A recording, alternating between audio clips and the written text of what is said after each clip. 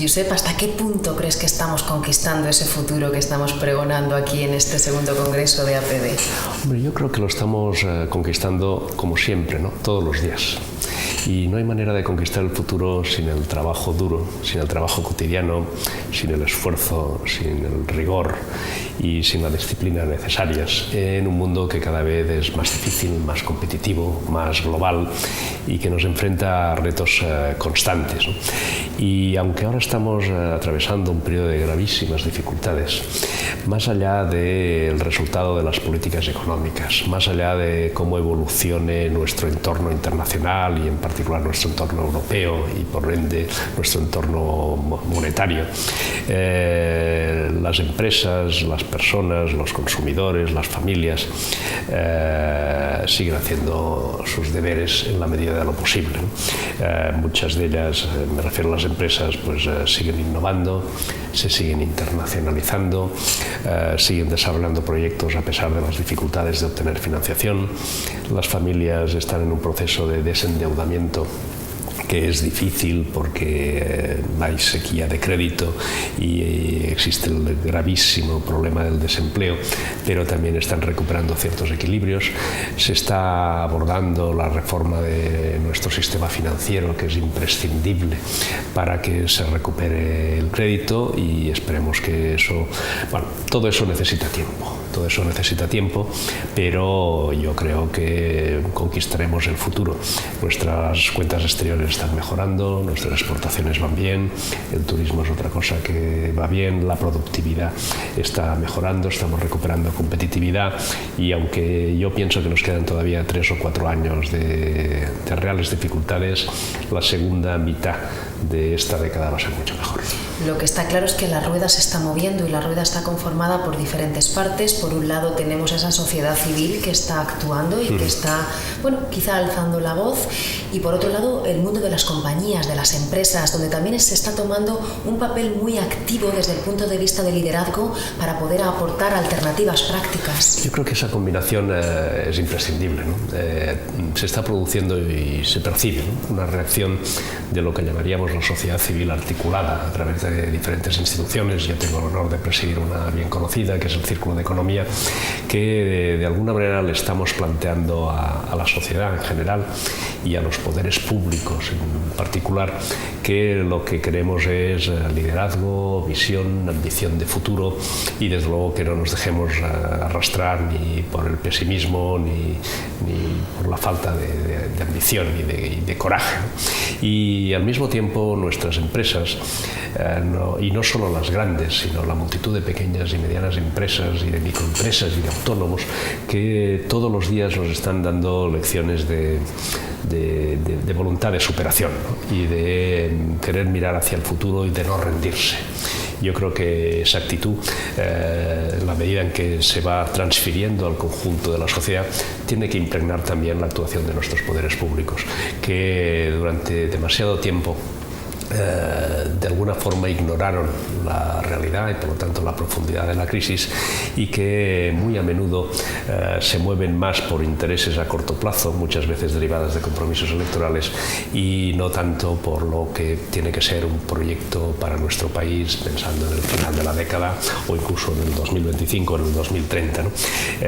Ojalá ese comportamiento en paralelo de nuestra sociedad civil y de nuestras empresas pues sea bien asumido, comprendido e interpretado correctamente por los poderes públicos. Esas compañías que mencionabas, como también es el caso de la compañía que tú presides, que está en un sector complicado. Han sabido escuchar a esos clientes, a esos usuarios, y han sabido crear nuevos modelos de negocio para atender nuevas necesidades. Pues yo creo que el caso de Vueling es un ejemplo de adaptación a las circunstancias del entorno, ¿no?, y de anticipación estratégica en lo que se refiere a la evolución de un sector, ¿no? Y lo digo con tanta rotundidad porque es mérito no del presidente en este caso, que no es ejecutivo, sino del equipo, que es un equipo que ha buscado una nueva manera de hacer las cosas. Cuando el mundo está evolucionando tan vertiginosamente, lo peor que se puede hacer es seguir comportándose como siempre. porque tus competidores corren más y por lo tanto tú cada vez estás más rezagado, ¿no? Y al final tienes auténticas dificultades incluso para acabar la carrera.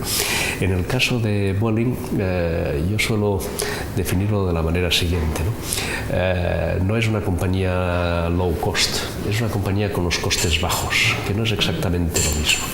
Y estamos intentando progresivamente ofrecer un servicio que no es el propio de las low cost convencionales, sino que va introduciendo elementos que caracterizan al servicio, al producto de las compañías tradicionales. Y lo digo también de otra manera, ¿no? Desde el punto de vista de los costes, yo siempre transmito a mi organización, piensen ustedes que el transporte aéreo se ha convertido en una commodity. Y por lo tanto, como es una commodity, ahora vuela todo el mundo, afortunadamente. Antes volar era muy glamuroso, ahora más bien es un tormento. Pero como vuela todo el mundo, el precio es un elemento determinante, como bien sabemos, ¿no? Por lo tanto, desde el punto de vista de los costes, ustedes asuman que el producto que vendemos es una commodity. Pero en cambio, desde el punto de vista de la oferta del propio producto, busquen ustedes elementos que nos alejen de ser una commodity. Diferencien el producto respecto al de los demás. La combinación de las dos cosas nos está saliendo bien, pero acudiendo al refranero castellano, ¿no? No hay que dormirse unos laureles, porque el sector es un sector muy competitivo, extremadamente competitivo. Vemos que todos los días caen empresas, que hay empresas con muchas dificultades, que se producen operaciones corporativas. Es un sector que nos exige una constante adaptación y, desde luego, no caer en la autocomplacencia. La actitud de la compañía es una actitud que también es muy importante que persista, ¿no? No es la actitud de qué bien lo estamos haciendo, somos los únicos que ganamos dinero al sur de Dublín y por lo tanto qué buenos somos, ¿no? Sino cuidado, qué es lo que tenemos que hacer distinto mañana para que cuando nos demos cuenta no sea demasiado tarde.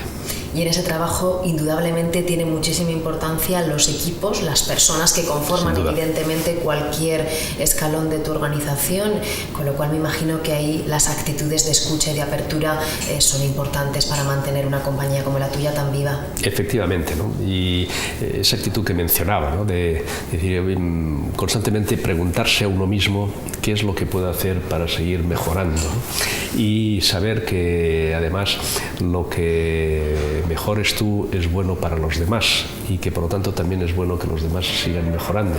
Y esa especie de competencia sana en el interior de los equipos para demostrar al conjunto de sus integrantes que lo que se quiere es que mejore el resultado final en su globalidad, pues es algo que es esencial, ¿no? Y luego la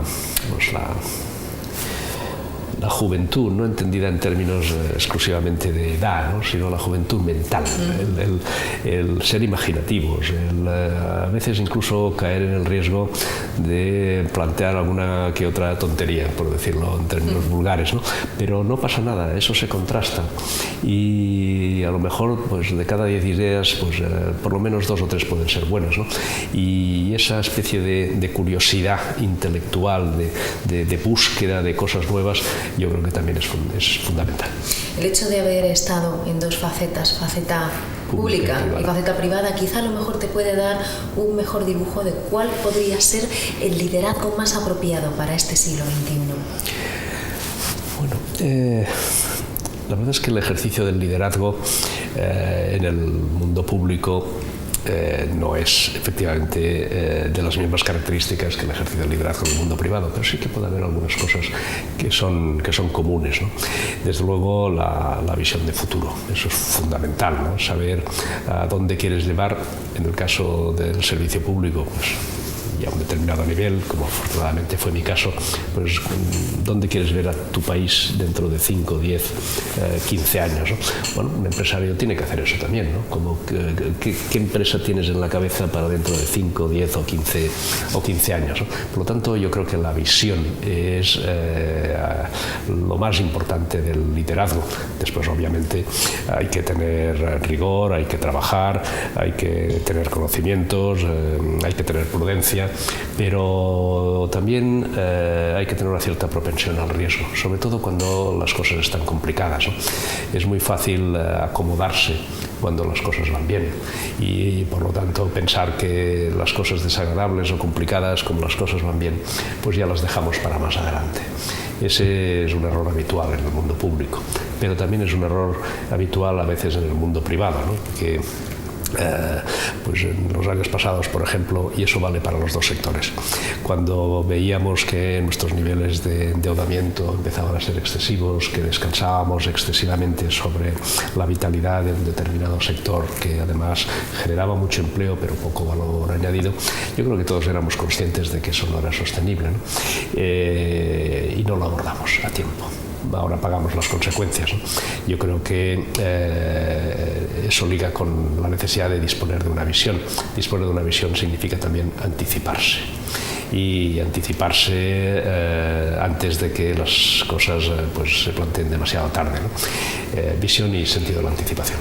O sea, que nos quitamos los miedos de encima y avanzamos. Claro, es que el miedo es paralizante, además, ¿no? El miedo es paralizante. Cuando la gente está asustada no sabe, o retrocede y huye, o se queda, como se suele decir, paralizado por el terror, ¿no? Y eso es lo peor que podemos hacer, ¿no? Es verdad que el coraje y que la valentía también puede tener sus costes, ¿no? El que suele ir por delante suele ser el primero en recibir las bofetadas, pero no hay más remedio. No hay más remedio. De todo esto no nos salimos y no estamos dispuestos a recibir alguna que otra bofetada, pero avanzando. Muchas gracias.